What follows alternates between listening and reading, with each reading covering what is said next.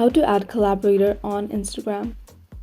If you're wondering how to add Collaborator on Instagram, you've come to the right place. Let's get started. So the first thing you want to do is go ahead and open your Instagram and make sure that it is updated to the latest version. So if you go to your profile icon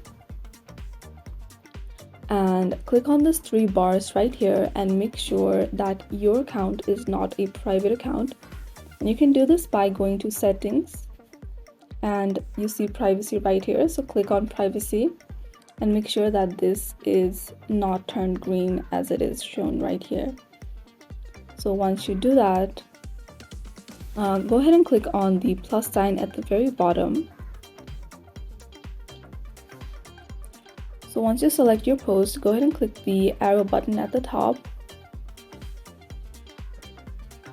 Go ahead and click on next at the bottom. Now you'll see underneath the post it says tag people. So go ahead and click on tag people. And next to add tag, you'll see invite collaborator. So click on that and you can search for who you want to add as a collaborator. And if they accept, then their username will be added to the reel. So that is how to add Collaborator on Instagram.